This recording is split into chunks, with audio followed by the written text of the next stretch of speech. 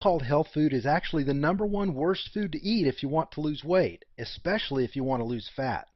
Because if you eat these foods, your body releases a torrent of bad hormones. Hormones that convert the food you eat into pure fat. Hormones that inflict cellular trauma and eventually lead to serious illness, even death. You'll also learn the real key to finally sculpting the body you desire. Watch this presentation all the way to the end, and you'll also find out why eating more of your favorite foods and spending way less time working out will actually get you better results, faster. Results you'll see in the mirror, feel in your waistline, and hear from your friends as they beg you, "Tell me your secret."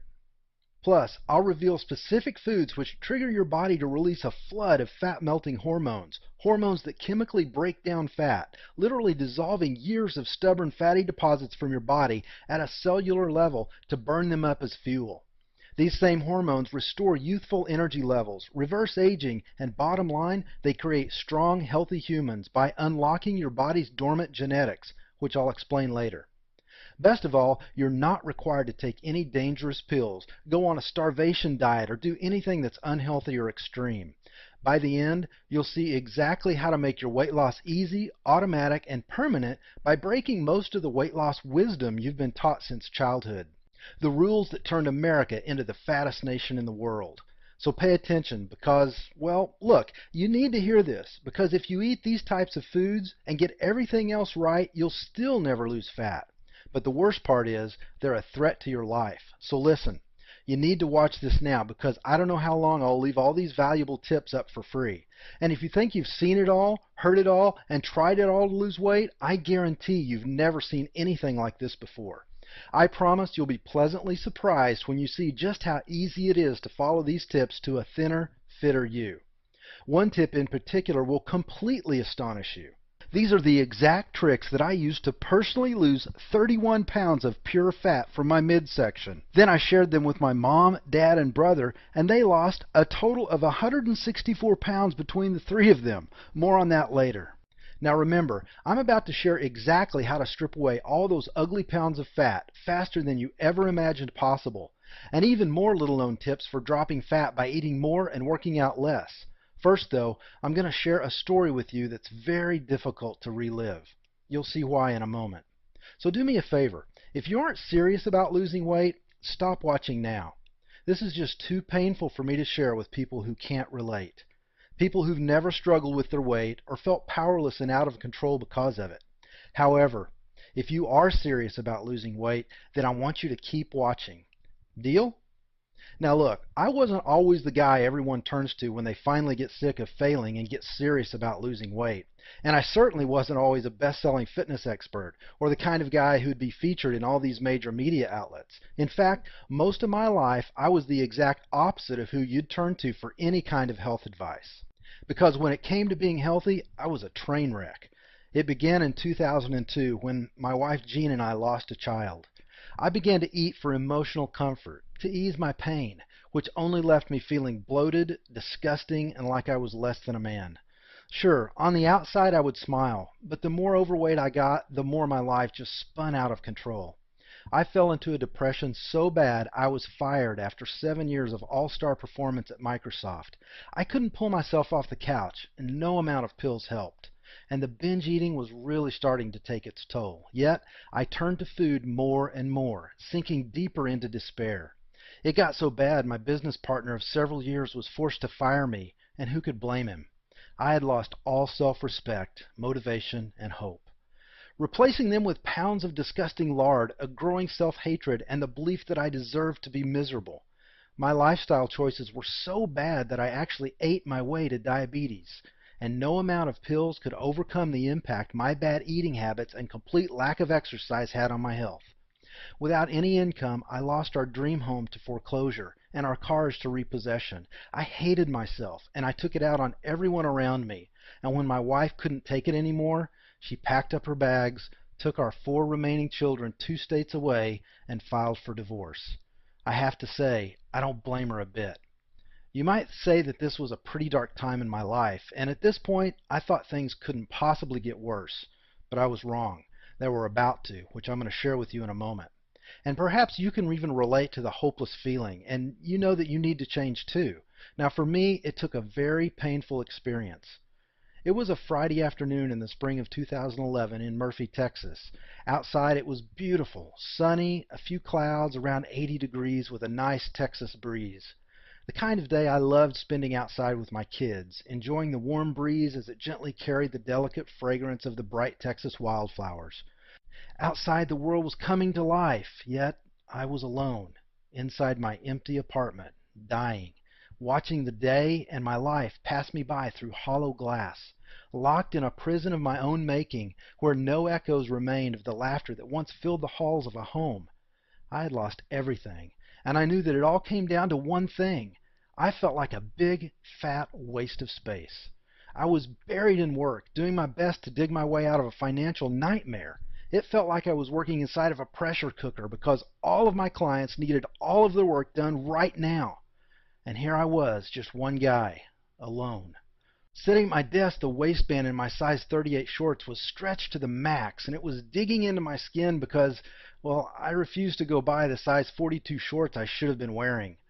I remember how it pressed my gut up so that it was hard to take a deep breath. And I was afraid to take the weekend off because I felt like my clients would kill me. But I had to take the weekend off because it was my one chance to spend time with my kids all week, so I couldn't skip that. I felt I had failed at everything else, but I was determined not to fail as a dad. So I was hoping to squeeze in a couple of movies, maybe some video games with the kids, and basically just veg out on the couch, eating candy, drinking soda, and pigging out, our usual weekend visitation routine.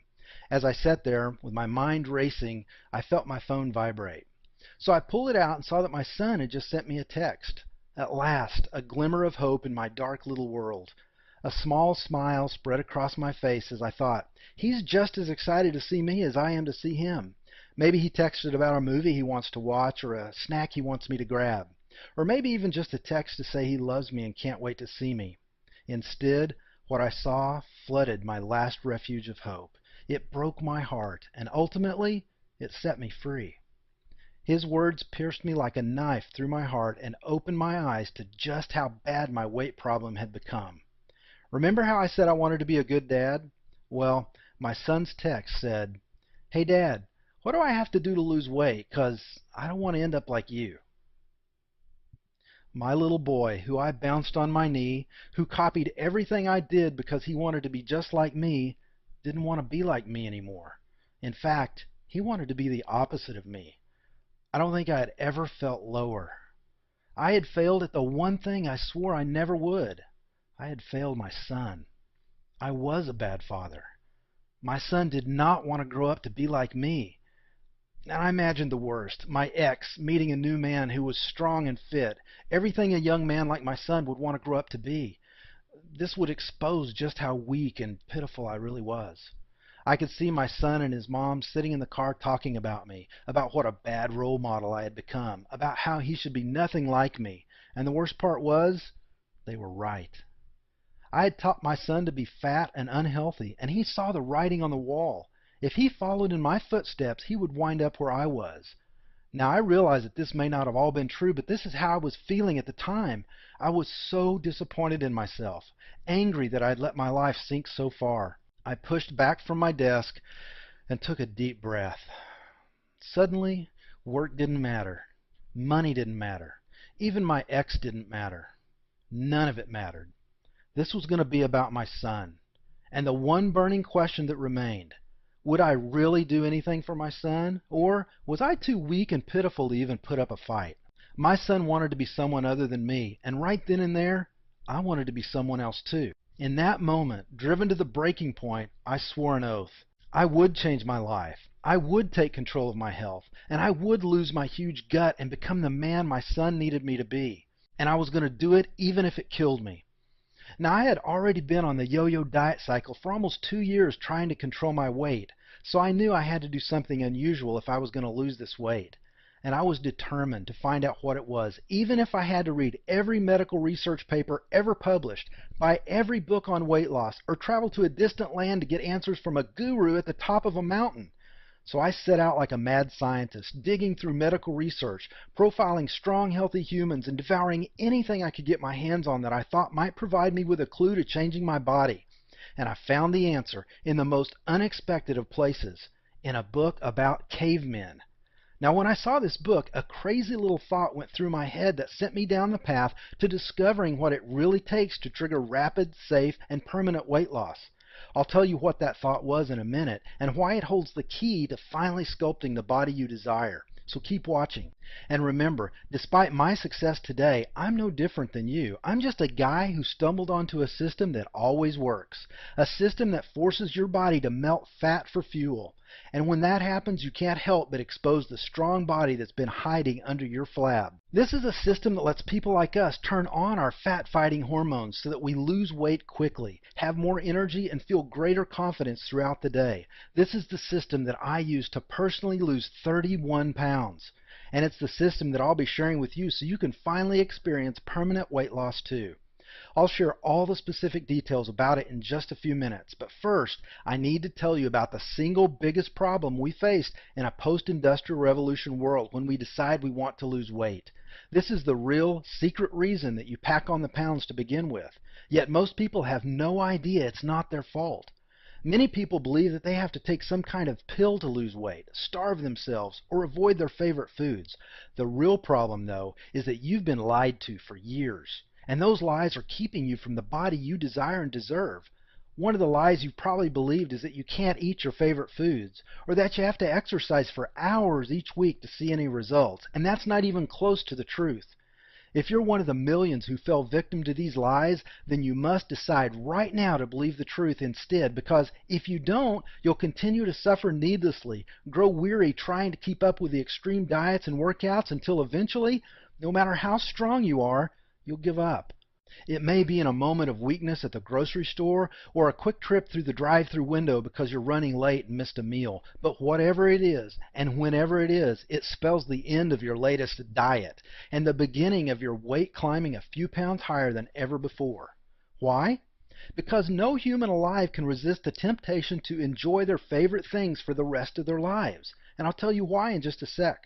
Listen, this is not what I want for you, and I know this is not what you want for yourself. Yet, this is the reason you struggle to lose weight. It's not your fault. If you want to blame something, blame capitalism. Weight management is a $650 billion a year industry. That's big business, and big businesses are run by corporate executives and boards of directors who have a fiduciary responsibility to produce the maximum amount of profit they can for their shareholders who own the company. This means that they can literally go to jail if they neglect that specific duty. And if they ever tell you the truth about how to permanently lose weight without any special equipment, pills, or magic powders, then you'll never buy from them again because you don't need to. And that does not produce the greatest amount of profit possible for their shareholders. So they tell you half-truths, provide disinformation, and spend billions on propaganda campaigns